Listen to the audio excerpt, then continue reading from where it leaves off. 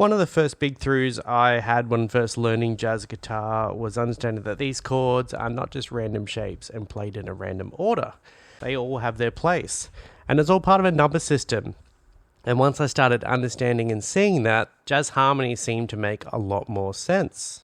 So this is the first real episode of my 2 years of learning jazz guitar series, where I go over what I've learnt within 2 years. Once again, I'll just say I'm not a professional, I'm not a teacher or an expert, I'm just an amateur jazz guitarist doing this as a hobby, and thought it'd be great to show you what I've learnt within 2 years and put it over a compressed series.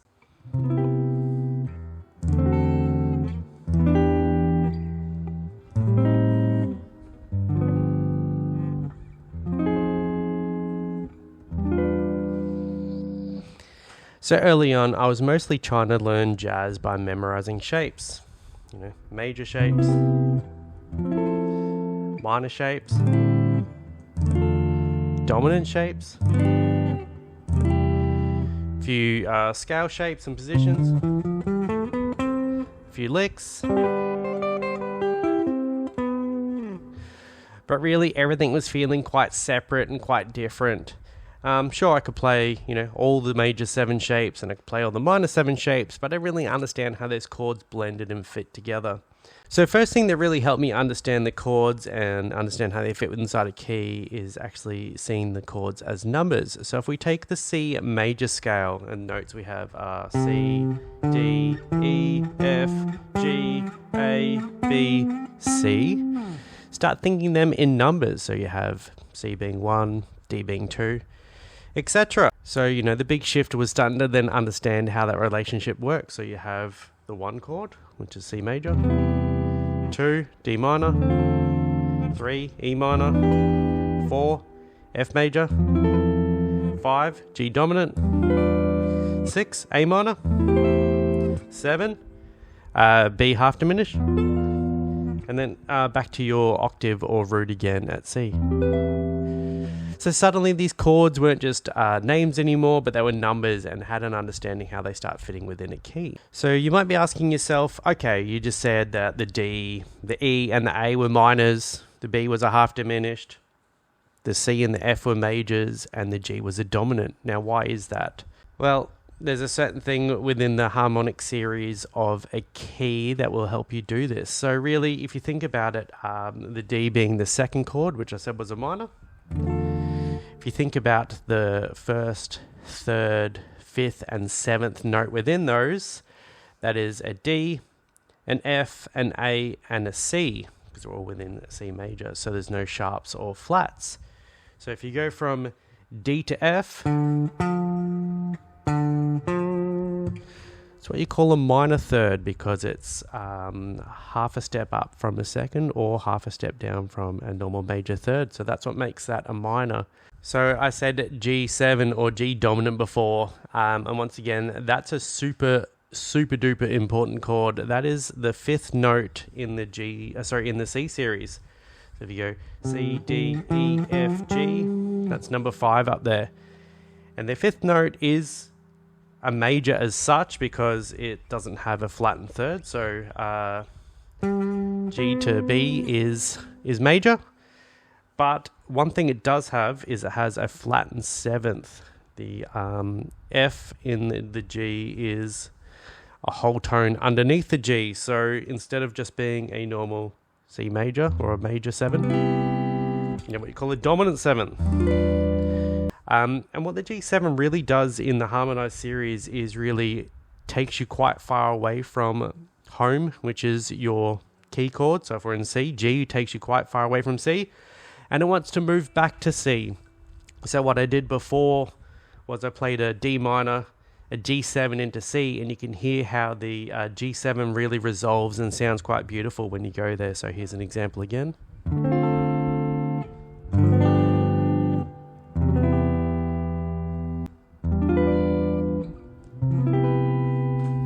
So looking back, where it kind of all started, and one of the chord progressions I played before is what you call a 2-5-1, which is playing the 2 chord, which will be a minor, the 5 chord, which is the dominant, and then back to home, which is your major.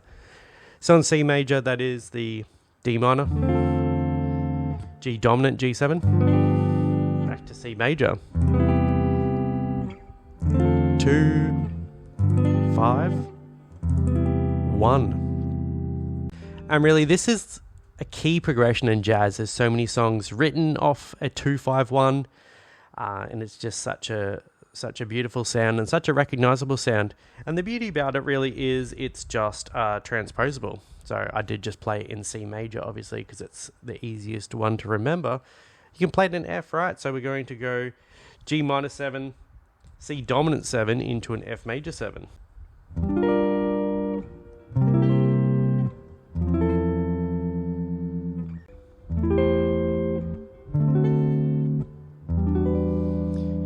And there it is in G, for example.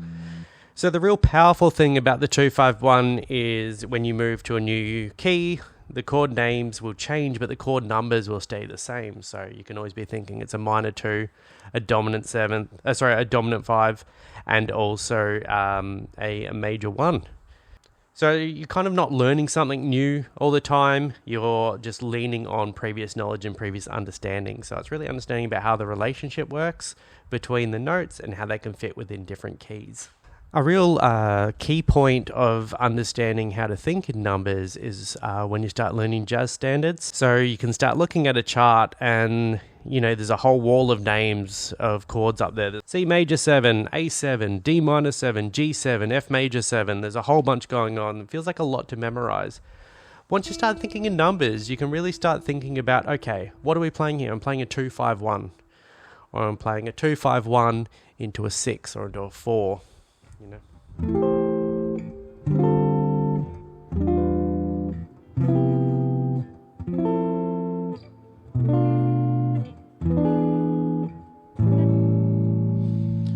So you can start thinking, okay, what's this chord doing? What am I trying to do? What's it trying to achieve? And how's the harmony moving? And for me, that was a massive breakthrough. It's still quite early for me. I'm still learning this a fair bit. I'm still having to play these things slowly. I pick up a standard, I'll stop and have a look and try to understand, okay, what's the key and what's the flow of the chords? What's the motion looking like? How are we going? And I still get lost quite a lot, and I still fall back to using the standard shapes. In this episode, I did just show using very standard shapes. Later on, we'll talk about extensions and adding a fair bit more color in it.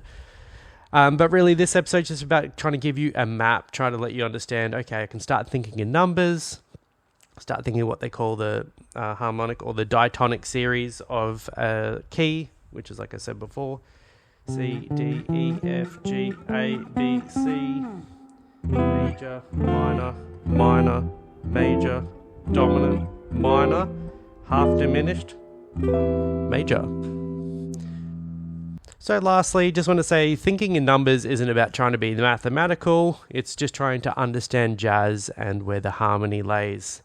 Next episode, we'll look at some shell chords and some guide tones. And that's really just helps you with those numbers that we learnt today. They'll be like a building block. If you like this, thank you very much. Put down a comment below, like the video, subscribe if you haven't subscribed. I'd love to know if this is helping you or other things you'd like to learn. Thank you very much.